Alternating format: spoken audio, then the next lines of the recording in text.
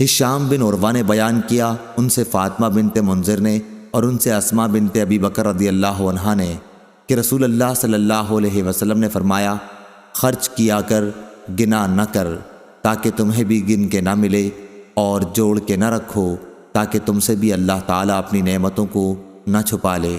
صحیح بخاری حدیث نمبر 2591۔ یحییٰ بن بکیر نے بیان کیا، ان سے لیث نے، ان سے یزید بن ابی حبیب نے، ان سے بکیر نے، ان سے ابن عباس کے غلام قریب نے، اور انہیں ام المومنین حضرت میمونہ بنت حارث رضی اللہ عنہا نے خبر دی کہ انہوں نے ایک لونڈی نبی کریم صلی اللہ علیہ وسلم سے اجازت دیے بغیر آزاد کر دی۔ پھر جس دن نبی کریم صلی اللہ علیہ وسلم کی باری آپ کے گھر آنے کی تھی، انہوں نے خدمت نبوی میں عرض کیا، یا رسول اللہ صلی اللہ علیہ وسلم، آپ کو معلوم بھی ہوا میں نے ایک لونڈی آزاد کر دی ہے۔ آپ نے فرمایا، اچھا تم نے آزاد کر دیا؟ انہوں نے عرض کیا، ہاں۔ فرمایا کہ اگر اس کے بجائے تم نے اپنے ننھیال والوں کو دی ہوتی تو تمہیں اس سے بھی زیادہ ثواب ملتا۔ اس حدیث کو بکر بن مضر نے عمرو بن حارث سے، انہوں نے بکیر سے، انہوں نے قریب سے روایت کیا کہ میمونہ رضی اللہ عنہا نے اپنی لونڈی آزاد کر دی اخیر تک۔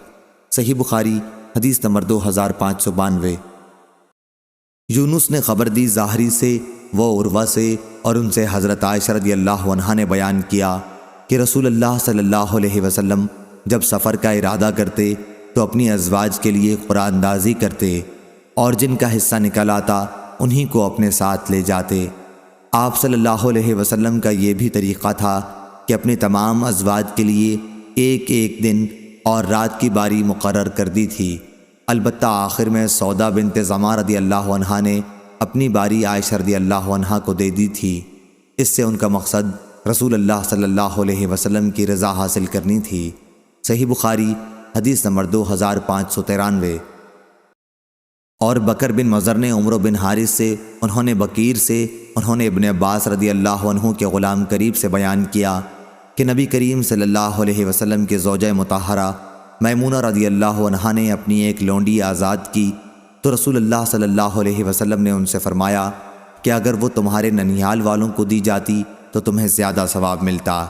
صحیح بخاری حدیث نمبر 2594۔ شعبہ نے بیان کیا، ابو عمران جونی سے، ان سے بنو تیم بن مرح کے ایک صاحب طلحہ بن عبداللہ نے، اور ان سے حضرت عائشہ رضی اللہ عنہا نے بیان کیا کہ میں نے عرض کیا، یا رسول اللہ صلی اللہ علیہ وسلم، میرے 2 پڑوسی ہیں تو مجھے کس کے گھر ہدیہ بھیجنا چاہیے؟ آپ نے فرمایا کہ جس کا دروازہ تم سے قریب ہو۔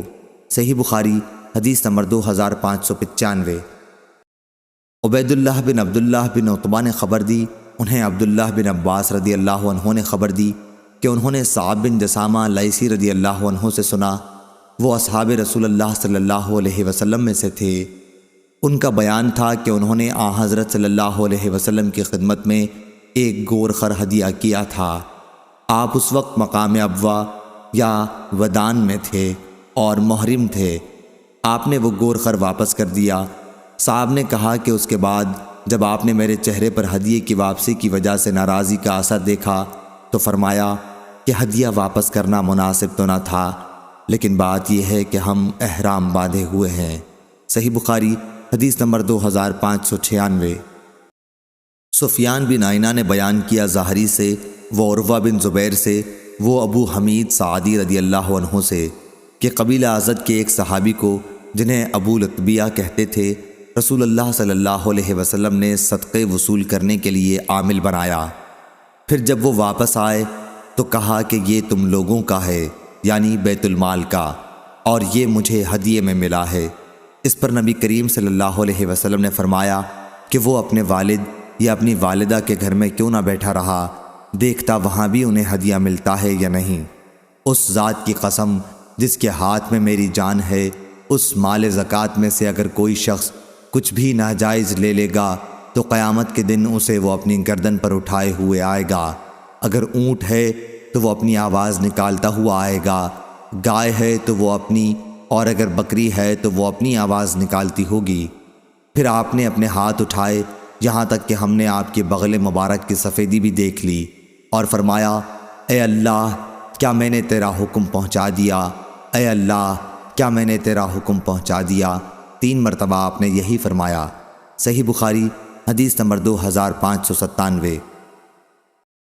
محمد بن المنکدر نے بیان کیا، انہوں نے جابر رضی اللہ عنہ سے سنا، آپ نے بیان کیا کہ نبی کریم صلی اللہ علیہ وسلم نے مجھ سے وعدہ فرمایا، اگر بحرین کا مال جزیے کا آیا تو میں تمہیں اتنا 3 لب مال دوں گا، لیکن بحرین سے مال آنے سے پہلے ہی وفات فرما گئے۔ حضرت ابو بکر رضی اللہ عنہ نے ایک منادی سے یہ اعلان کرنے کے لیے کہا کہ جس سے نبی کریم صلی اللہ علیہ وسلم کا کوئی وعدہ ہو یا آپ پر اس کا کوئی قرض ہو تو وہ ہمارے پاس آئے۔ چنانچہ میں آپ کے یہاں گیا اور کہا کہ نبی کریم صلی اللہ علیہ وسلم نے مجھ سے وعدہ کیا تھا، تو انہوں نے 3 لب بھر کر مجھے دیے۔ صحیح بخاری حدیث نمبر 2598۔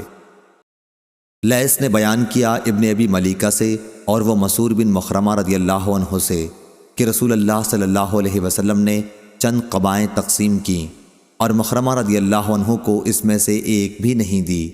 انہوں نے مجھ سے کہا، بیٹے چلو رسول اللہ صلی اللہ علیہ وسلم کی خدمت میں چلیں۔